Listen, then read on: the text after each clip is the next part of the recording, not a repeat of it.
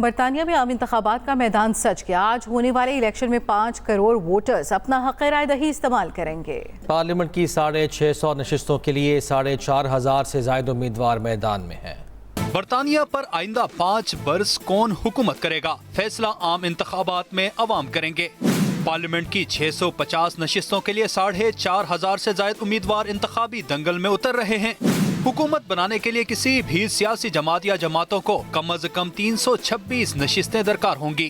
مہم کے آخری روز برطانیہ میں سیاسی سرگرمیاں عروج پر رہیں۔ امیدواروں کی ڈور ٹو ڈور مہم کے ساتھ کارنر میٹنگز کا سلسلہ بھی جاری رہا۔ تقریباً 40 لاکھ کی آبادی کے ساتھ برٹش مسلم کمیونٹی بھی انتخابات میں بھرپور حصہ لے رہی ہے۔ انتخابات میں کئی پاکستانی نیاد برطانوی امیدوار بھی حصہ لے رہے ہیں، جو لندن، برمنگھم اور اسکاٹ لینڈ سمیت کئی اہم علاقوں سے پارلیمنٹ کی سیٹوں کے لیے کھڑے ہیں۔ انتخابات میں ملک بھر میں ووٹنگ کے لیے تقریباً 40,000 سے زائد پولنگ اسٹیشنز قائم کیے گئے ہیں، جبکہ انتخابات کے نتائج کا اعلان 5 جولائی کو کیا جائے گا۔ رائے عامہ کے حالیہ جائزوں کے مطابق انتخابات میں لیبر پارٹی کی جیت کا امکان ہے۔ لیبر پارٹی کی جیت کی صورت میں کیئر اسٹارمر نئے وزیر اعظم بن جائیں گے۔ 22 مئی کو برطانوی وزیر اعظم رشی سونک نے ملک میں قبل از وقت انتخابات کا اعلان کیا تھا۔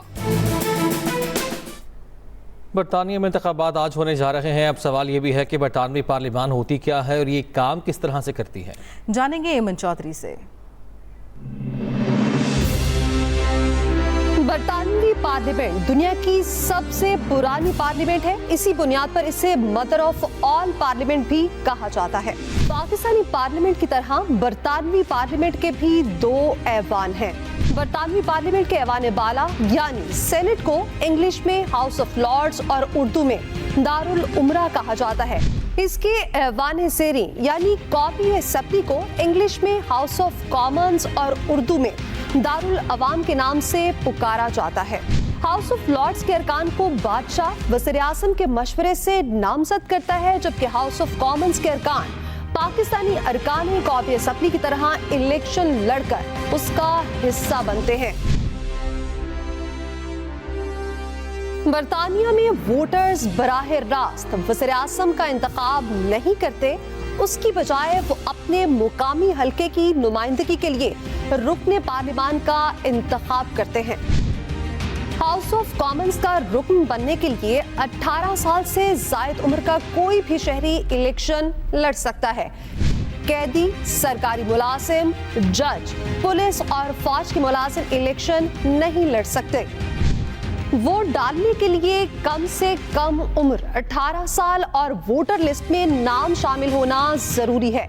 پولنگ ختم ہوتے ہی ووٹوں کی گنتی شروع ہو جاتی ہے اور گنتی مکمل ہونے پر نتائج کا اعلان کر دیا جاتا ہے۔ سب سے زیادہ نشستیں جیتنے والی جماعت کا سربراہ حکومت بنانے کے لیے بکنگھم پیلس جا کر بادشاہ سے اجازت لے گا۔ اس کے بعد نئی برطانوی حکومت وجود میں آتی ہے اور وہ لیڈر ملک کا وزیر اعظم بن جاتا ہے۔